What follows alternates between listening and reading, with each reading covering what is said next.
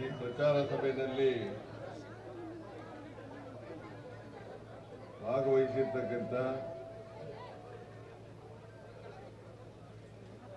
ಬಾಗಲಕೋಟೆ ಜಿಲ್ಲೆಯ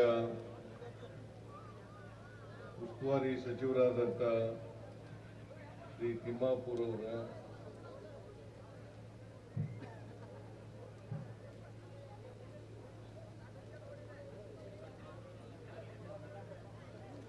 ಇನ್ನೊಬ್ಬರು ಸಚಿವರಾದಂಥ ಶ್ರೀ ಶಿವಾನಂದ್ ಪಾಟೀಲ್ ಅವರ,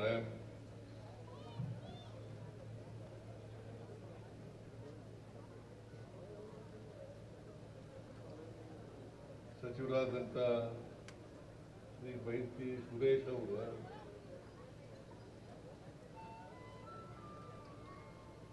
ಎಲ್ಲ ಶಾಸಕ ಮಿತ್ರರ, ಮಾಜಿ ಶಾಸಕರುಗಳ, ನಮ್ಮ ಪಕ್ಷದ ಎಲ್ಲ ಮುಖಂಡರುಗಳ, ಇಲ್ಲಿ ಸೇರಿರ್ತಕ್ಕಂಥ ಆತ್ಮೀಯ ಬಂಧುಗಳ, ತಾಯಂದಿರ, ಎಲ್ಲ ಯುವಕ ಮಿತ್ರರ, ಮಾಧ್ಯಮದ ಸ್ನೇಹಿತರ, ಈಗಾಗಲೇ ಮಾತನಾಡಿದಂಥವರು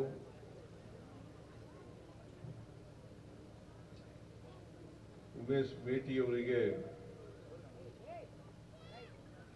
ಆಶೀರ್ವಾದ ಮಾಡಬೇಕು ಅಂತೇಳಿ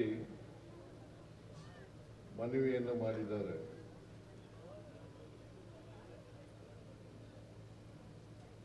ಈ ಉಪಚುನಾವಣೆ ಆಕಸ್ಮಿಕವಾಗಿ ಬಂದಂತ ಚುನಾವಣೆ ಇದು. ನಾವ್ಯಾರೂ ಕೂಡ ನಿರೀಕ್ಷೆ ಮಾಡಿರಲಿಲ್ಲ.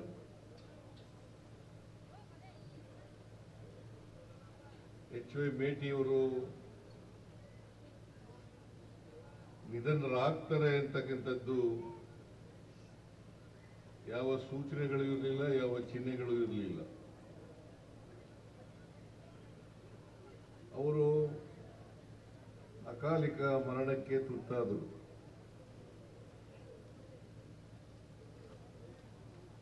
ಅವರು ನಿಧನರಾದರಿಂದ ಬಾಗಲಕೋಟೆ ವಿಧಾನಸಭಾ ಕ್ಷೇತ್ರ ಖಾಲಿಯಾಯಿತು. ಈ ಖಾಲಿಯಾದಂಥ ಜಾಗವನ್ನ ಭರ್ತಿ ಮಾಡಲಿಕ್ಕೋಸ್ಕರ ಈ ಉಪಚುನಾವಣೆ ನಡೀತಾ ಇದೆ. ಇಲ್ಲದೆ ಹೋದರೆ ಕಾನೂನು ರೀತಿಯ 5 ವರ್ಷಕ್ಕೊಮ್ಮೆ ಚುನಾವಣೆ ನಡೀಬೇಕು. ಮಧ್ಯದಲ್ಲಿ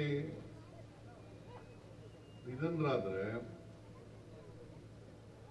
ಆ ಜಾಗ ಹಾಗೆ ಖಾಲಿ ಬಿಡ್ಲಿಕ್ಕೆ ಸಾಧ್ಯ ಇಲ್ಲ, ಅದನ್ನು ಭರ್ತಿ ಮಾಡಲೇಬೇಕು. ಆದ್ರಿಂದ ಈ ಉಪಚುನಾವಣೆ ನಡೀತಾ ಇದೆ. ಈ ಉಪಚುನಾವಣೆಯಲ್ಲಿ ಎಚ್.ವೈ. ಮೇಟಿಯವರ ಸ್ಥಾನವನ್ನು ಭರ್ತಿ ಮಾಡಲಿಕ್ಕೆ ಅವರ ಸ್ವಂತ ಮಗ ಉಮೇಶ್ ಮೇಟಿಯವರನ್ನ ನಾವು ಅಭ್ಯರ್ಥಿಯನ್ನಾಗಿ ಮಾಡಿದ್ದೇವೆ.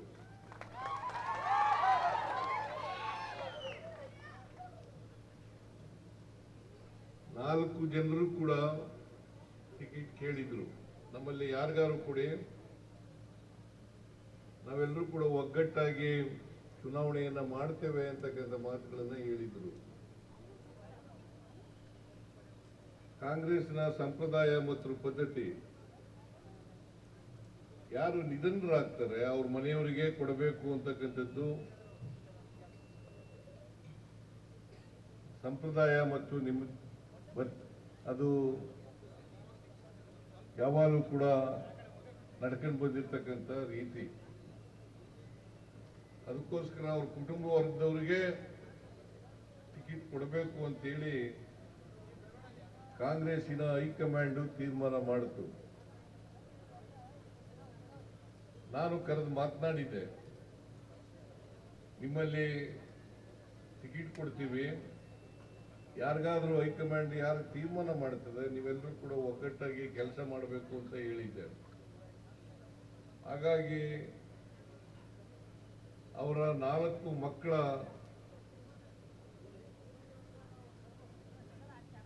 ಟಿಕೆಟ್ ಕೇಳಿದವರಲ್ಲಿ ಉಮೇಶ್ ಮೇಟಿಯವರನ್ನ ಅಭ್ಯರ್ಥಿಯನ್ನಾಗಿ ಕಾಂಗ್ರೆಸ್ನ ಹೈಕಮಾಂಡ್ ಮಾಡಿದೆ.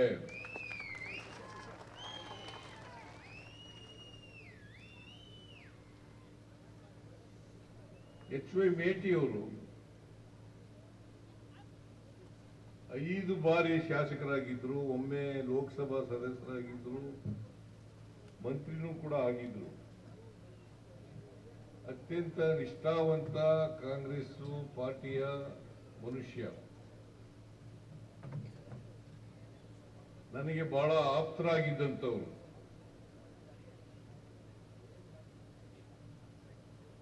ನಾನು ಜನತಾದಳದಲ್ಲಿದ್ದಾಗ ಜನತಾದಳದಲ್ಲಿದ್ದರು,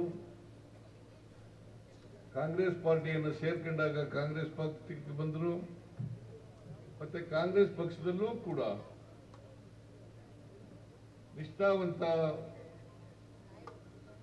ಸದಸ್ಯನಾಗಿ ಕಾರ್ಯಕರ್ತನಾಗಿ ದುಡಿತಾ ಇದ್ರು. ನಾವ್ಯಾರು ಕೂಡ ನಿರೀಕ್ಷೆ ಮಾಡಿರಲಿಲ್ಲ ಅವರು ಮಧ್ಯದಲ್ಲೇ ಕಾಲ ಆಯ್ತಾರೆ ಅಂತ ಹೇಳಿ. ಆದರೆ ಆಗಿದೆ. ಕಳೆದ ವಿಧಾನಸಭಾ ಚುನಾವಣೆಯಲ್ಲಿ ನೀವೆಲ್ಲರೂ ಕೂಡ ಬಾಗಲಕೋಟೆಯ ಮತಕ್ಷೇತ್ರದ ಎಲ್ಲ ಜನ ಅವರನ್ನು ಆಯ್ಕೆ ಮಾಡಿದ್ರಿ. ಅವರು ನನಗೆ ಬಹಳ ಹತ್ತಿರದಿಂದ ಗೊತ್ತಿರ್ತಕ್ಕಂಥವ್ರು. ಆದ್ದರಿಂದ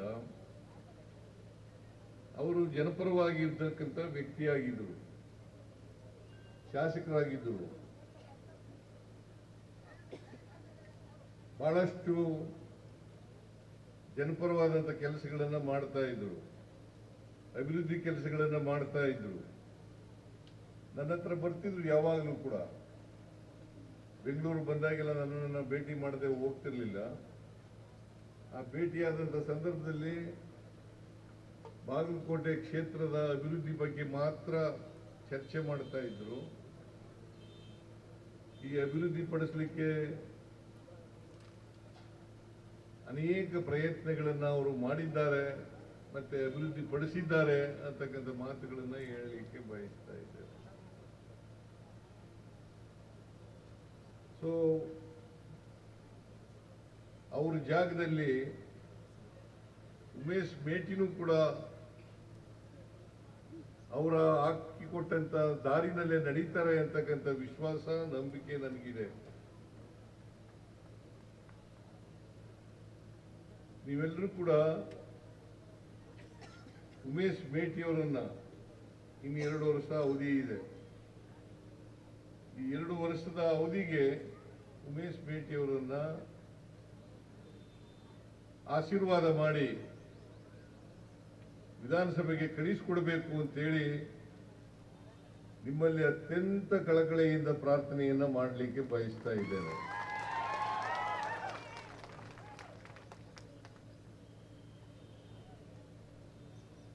ಮೇಟಿಯವರ ರೀತಿಯಲ್ಲೇ ಉಮೇಶ್ ಮೇಟಿನೂ ಕೂಡ ನಿಮ್ಮ ಪರವಾಗಿ ಧ್ವನಿ ಎತ್ತಾರೆ ವಿಧಾನಸಭೆಯಲ್ಲಿ. ಈ ಕ್ಷೇತ್ರದ ಅಭಿವೃದ್ಧಿಯನ್ನು ಮಾಡ್ತಾರೆ ಅಂತಕ್ಕಂಥ ನಂಬಿಕೆ, ವಿಶ್ವಾಸ ಇದೆ. ನಾನು ಈ ರಾಜ್ಯದ ಮುಖ್ಯಮಂತ್ರಿ, ಕರ್ನಾಟಕದಲ್ಲಿ ಕಾಂಗ್ರೆಸ್ ಸರ್ಕಾರ ಇದೆ. ಭಾರತೀಯ ಜನತಾ ಪಕ್ಷದವರು ಕೂಡ 4 ವರ್ಷ ಅಧಿಕಾರ ಮಾಡಿದ್ರು, 2019ರಿಂದ 23ರವರೆಗೆ. ಅವರ ಅಧಿಕಾರದ ಅವಧಿನಲ್ಲಿ ಯಾವ ಅಭಿವೃದ್ಧಿ ಕೆಲಸಗಳನ್ನು ಕೂಡ ಮಾಡಲಿಲ್ಲ. ನಿಮ್ಗೆಲ್ಲ ಗೊತ್ತಿದೆ ಅನ್ನೋ ಕಾಣಿಸುತ್ತೆ. ಅವರು ಯಾವ ಅಭಿವೃದ್ಧಿ ಕೆಲಸನೂ ಕೊಡ್ಲಿಲ್ಲ, ಮಾಡಲಿಲ್ಲ. 4 ವರ್ಷ ಅಧಿಕಾರದಲ್ಲಿ ಇದ್ದಾಗ ಯುಕೆಪಿ 3ನೇ ಹಂತ ಅದನ್ನು ಮಾಡ್ತಕ್ಕಂಥ ಪ್ರಯತ್ನವನ್ನ ಮಾಡಲಿಲ್ಲ. ಕೇಂದ್ರದಲ್ಲಿ ಅವರದೇ ಸರ್ಕಾರ, ರಾಜ್ಯದಲ್ಲೂ ಅವರದೇ ಸರ್ಕಾರ, ಎರಡೂ ಕಡೆ ಅವ್ರದೇ ಸರ್ಕಾರ ಇದ್ರೂ ಕೂಡ ನರೇಂದ್ರ ಮೋದಿ ಅವರು ಕೇಂದ್ರದ ಪ್ರಧಾನಮಂತ್ರಿ, ಇಲ್ಲಿ ಯಡಿಯೂರಪ್ಪನವರು ಬಸವರಾಜ ಬೊಮ್ಮಾಯಿ ಅವರು ಮುಖ್ಯಮಂತ್ರಿಗಳಾಗಿದ್ದರು. ಎರಡೆರಡು ವರ್ಷ ಮುಖ್ಯಮಂತ್ರಿಗಳಾಗಿದ್ದರು. ಅವ್ರು ಯಾರು ಕೂಡ ಪ್ರಯತ್ನ ಮಾಡಲಿಲ್ಲ. 3ನೇ ಹಂತ ತೀರ್ಮಾನ ಆಗಿ 13 ವರ್ಷಗಳಾಗಿದೆ. 13 ವರ್ಷ, 13 ವರ್ಷದಿಂದ ಗೆಜೆಟ್ ನೋಟಿಫಿಕೇಶನ್ ಆಗಿಲ್ಲ. ಗೆಜೆಟ್ ನೋಟಿಫಿಕೇಶನ್ ಮಾಡಲಿಕ್ಕೆ ಯಾವುದೇ ತೊಡಕುಗಳಿಲ್ಲ, ಅಡಚಣೆಗಳಿಲ್ಲ. ಈ ಗೆಜೆಟ್ ನೋಟಿಫಿಕೇಶನ್ ಅನ್ನ ಮಾಡಲಿಲ್ಲ. ಜೊತೆಗೆ 4 ವರ್ಷ ಅಧಿಕಾರದಲ್ಲಿ ಇದ್ದಂತ ಸಂದರ್ಭದಲ್ಲಿ ಭೂ ಪರಿಹಾರ ಕೊಡ್ತಕ್ಕಂಥ ಕೆಲಸವನ್ನ ಮಾಡಲಿಲ್ಲ. ಅವರು ಭೂಮಿ ಪರಿಹಾರ ಕೊಡಬಹುದಾಗಿತ್ತು ಕನಿಷ್ಠ ಪಕ್ಷ, ಅದನ್ನೂ ಕೂಡ ಮಾಡಲಿಲ್ಲ. ಕಡಿಮೆ ದುಡ್ಡನ್ನ ಪರಿಹಾರವಾಗಿ ಕೊಡ್ತೀವಿ ಅಂತೇಳಿ ಘೋಷಣೆ ಮಾಡಿದ್ರು. ಅದಕ್ಕೆ ಭೂಮಾಲೀಕರು ಒಪ್ಪಲಿಲ್ಲ. ನಾನು ಮುಖ್ಯಮಂತ್ರಿಯಾಗಿ ರೈತ ಸಂಘಟನೆಗಳನ್ನ, ಶಾಸಕರನ್ನ, ಮಾಜಿ ಶಾಸಕರನ್ನ ಕರೆದೆ, 2 ಮೀಟಿಂಗ್ಗಳನ್ನು ಮಾಡಿದೆ. 2 ಮೀಟಿಂಗ್ಗಳನ್ನು ಮಾಡಿ ಭೂಮಿ ಪರಿಹಾರ ಕೊಡ್ತಕ್ಕಂಥ ಕೆಲಸವನ್ನ ತೀರ್ಮಾನ ಮಾಡ್ತಕ್ಕಂಥ ಪ್ರಯತ್ನವನ್ನ ಮಾಡಿದೆ. 1 ಎಕರೆ ನೀರಾವರಿ ಜಮೀನಿಗೆ 40 ಲಕ್ಷ, ಖುಷ್ಕಿ ಜಮೀನಿಗೆ ಅಂದ್ರೆ ಒಣ ಬೇಸಾಯ ಜಮೀನಿಗೆ 30 ಲಕ್ಷ ರೂಪಾಯಿಗಳನ್ನ ಒಂದೇ ಹಂತದಲ್ಲಿ ಒಪ್ಪಂದದ ರೀತಿಯಲ್ಲಿ ಪರಿಹಾರವನ್ನು ಕೊಡ್ತಕ್ಕಂಥ ಕೆಲಸವನ್ನು ಮಾಡಿದೆ. ರೈತರು ಕೂಡ ಒಪ್ಪಿಕೊಂಡ್ರು, ಶಾಸಕರು ಕೂಡ ಒಪ್ಪಿಕೊಂಡ್ರು. ಈಗಾಗಲೇ ಪ್ರಾರಂಭ ಮಾಡಿದ್ದೀವಿ ಅದನ್ನು. ರೈತರಿಗೆ ಪರಿಹಾರ ಕೊಡಲಿಕ್ಕೆ ಕೆಲಸ ಪ್ರಾರಂಭ ಮಾಡಿದ್ದೀವಿ. ಇನ್ನು 2-3 ವರ್ಷಗಳಲ್ಲಿ ಎಲ್ಲ ರೈತರಿಗೆ ಪರಿಹಾರವನ್ನು ಕೊಟ್ಟು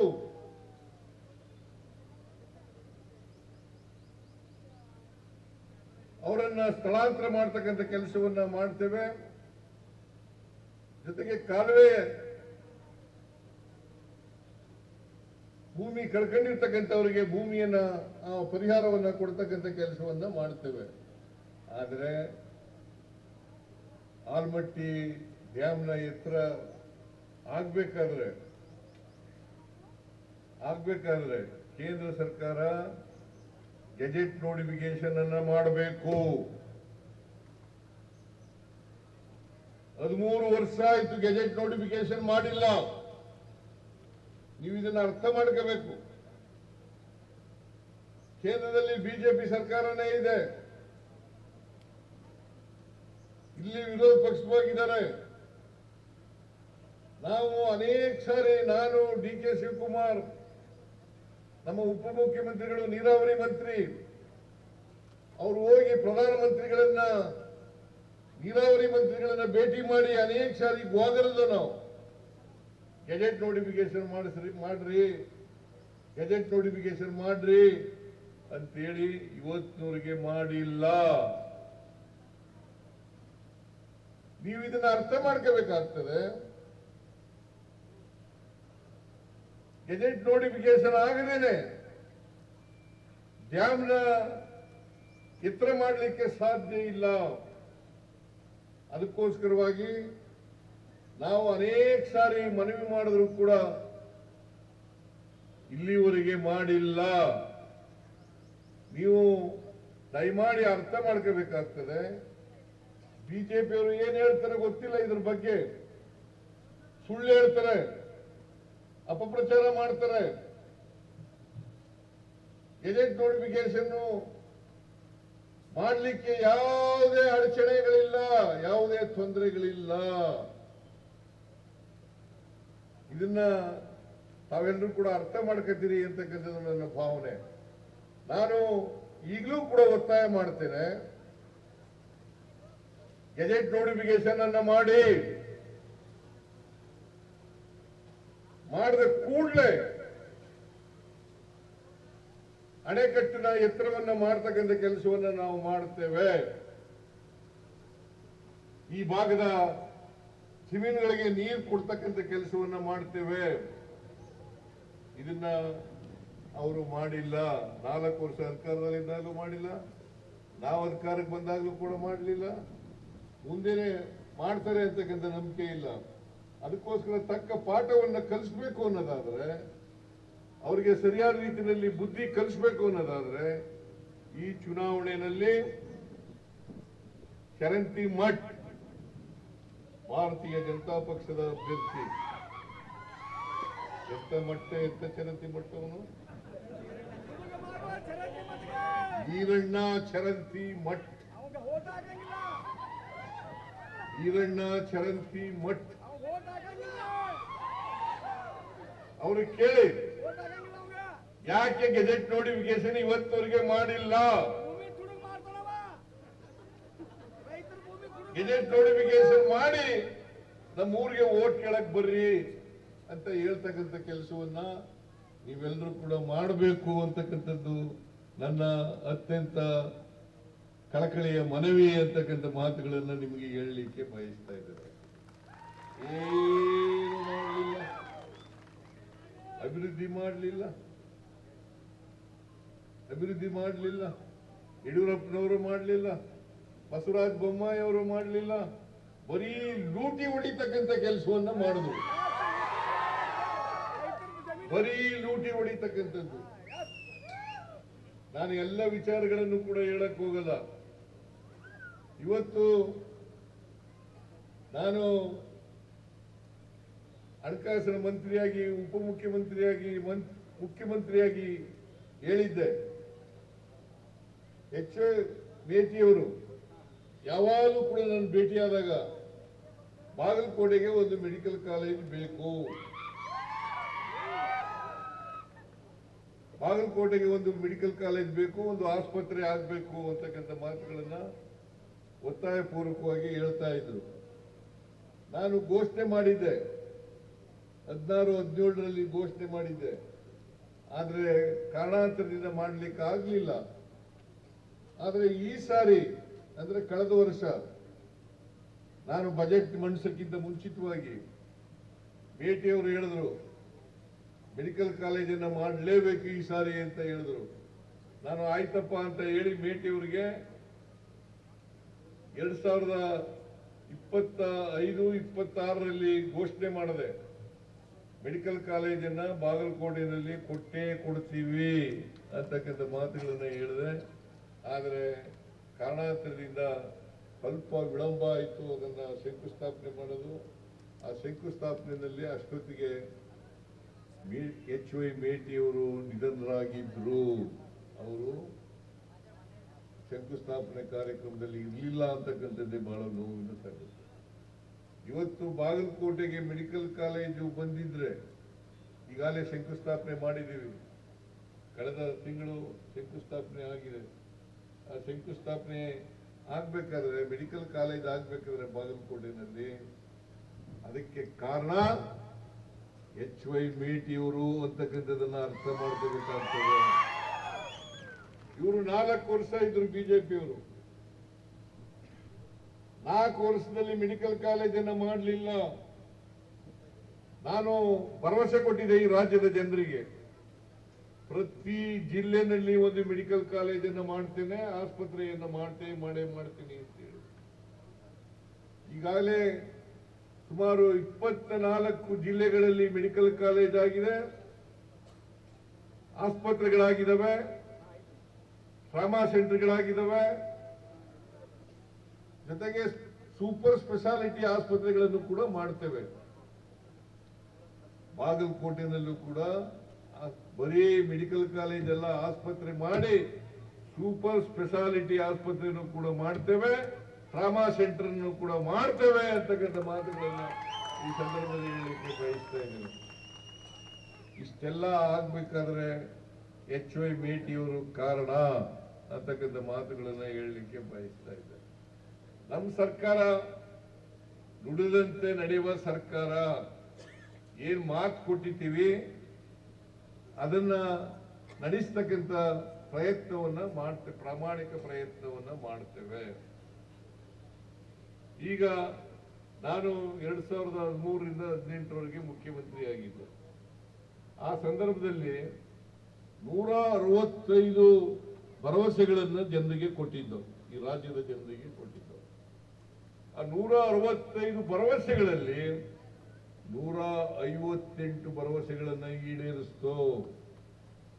158 ಭರವಸೆಗಳನ್ನ ಈಡೇರಿಸಿದ್ದೀವಿ. ಅನ್ನಭಾಗ್ಯ, ಕ್ಷೀರಭಾಗ್ಯ, ಕ್ಷೀರಧಾರೆ, ಕೃಷಿ ಭಾಗ್ಯ, ಮನಸ್ವಿನಿ, ಮತ್ತೆ ಶಿವಭಾಗ್ಯ, ಇವೆಲ್ಲ ಕಾರ್ಯಕ್ರಮಗಳನ್ನ ಮಾಡಿರ್ತಕ್ಕಂಥದ್ದು ನಾವೇನೆ. ಮತ್ತೆ ಸಾಲ ಮನ್ನಾ ಮಾಡಿರ್ತಕ್ಕಂಥ ಈಗಾಗಲೇ ನಮ್ಮ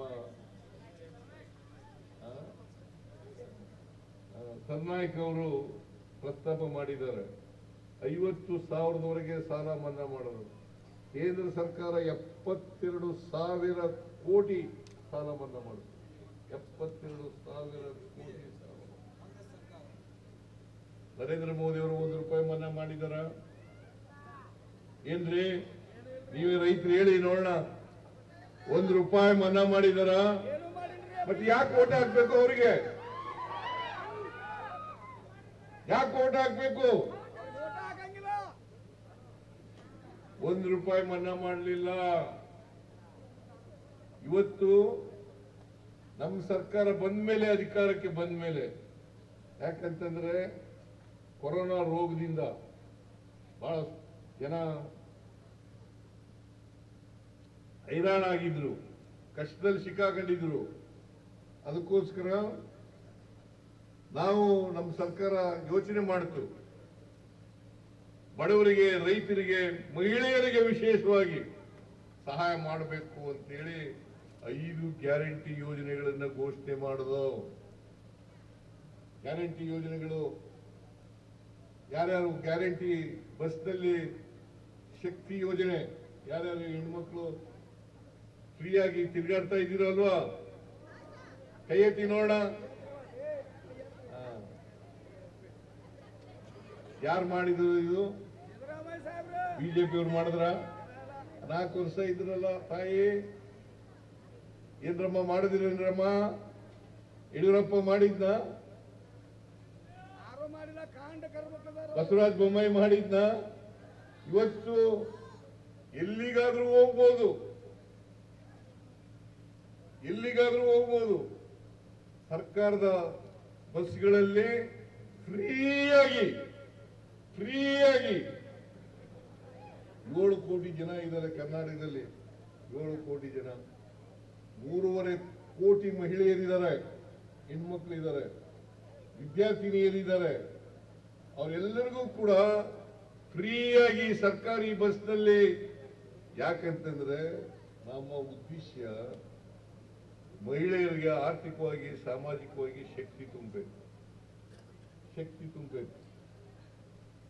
ಅವರು ಸ್ವಾವಲಂಬಿಗಳಾಗಬೇಕು. ಅದಕ್ಕೋಸ್ಕರ ಶಕ್ತಿ ಯೋಜನೆಯನ್ನ ಜಾರಿಗೆ ತಗೊಬಂದು ನಾವು ಅಧಿಕಾರಕ್ಕೆ ಬಂದ ನಾವು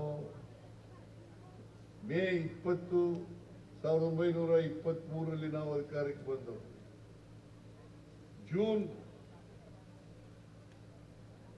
ಜೂನ್ ತಿಂಗಳಲ್ಲಿ ಈ ಕಾರ್ಯಕ್ರಮಕ್ಕೆ ಜಾರಿಯನ್ನ ಅನುಷ್ಠಾನವನ್ನ ಮಾಡ್ತಕ್ಕಂಥ ತೀರ್ಮಾನವನ್ನ ಮಾಡಿದ್ರು. ಜೂನ್ ತಿಂಗಳಲ್ಲೇ, ಮೇ ತಿಂಗಳಲ್ಲಿ ಅಧಿಕಾರಕ್ಕೆ ಬಂದು ಜೂನ್ ತಿಂಗಳಲ್ಲಿ ಜಾರಿ ಮಾಡ್ತಕ್ಕಂಥ ಕೆಲಸವನ್ನು ಮಾಡಿದ್ರು. ಬಿಜೆಪಿಯವರು ಯಾವತ್ತಾರು ಮಾಡಿದಾರ ತಾಯಿ? ಆ? ಮತ್ತೆ ಯಾಕೆ ಓಟ್ ಕೇಳೋಕೆ ಅವ್ರಿಗೆ ಏನು ನೈತಿಕ ಹಕ್ಕಿದೆ? ಆಮೇಲೆ ಗೃಹಲಕ್ಷ್ಮಿ 1,26,00,000 ಮಹಿಳೆಯರಿಗೆ, ಎಷ್ಟು? 1,26,00,000 ಮಹಿಳೆಯರಿಗೆ, ಮನೆ ಯಜಮಾನಿಯರಿಗೆ ತಿಂಗಳಿಗೆ 2,000 ರೂಪಾಯಿ.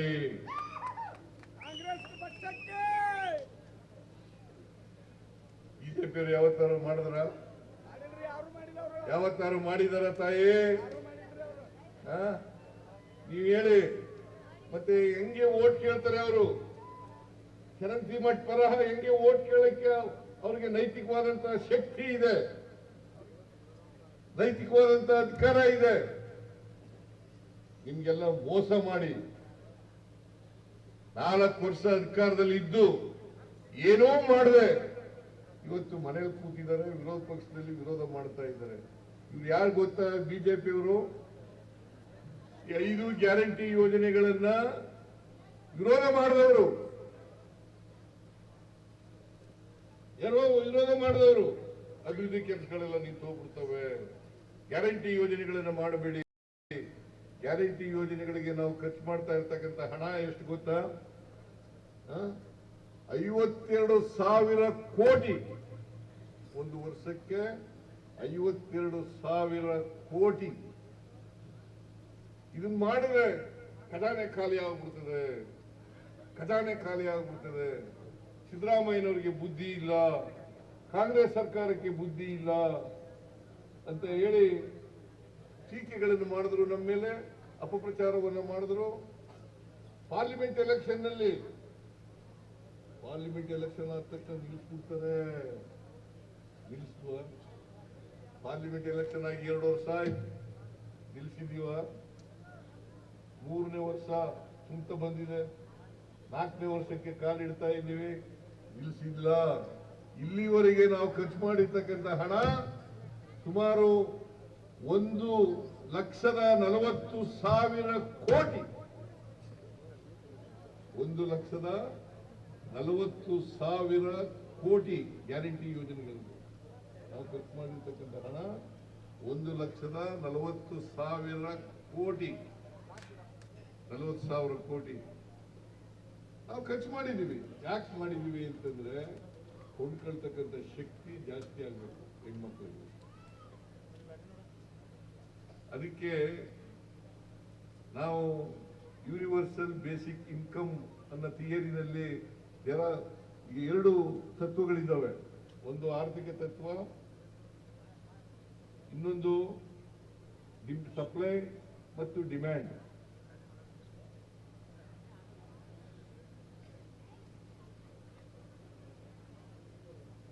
ಟ್ರಿಕಲ್ ಡೌನ್ ಆರ್ಥಿಕ ಥಿಯರಿ ಅನ್ನೋದ್ರಲ್ಲಿ ನಂಬಿಕೆ ಇಟ್ಟಿರೋರು ಬಿಜೆಪಿಯವರು.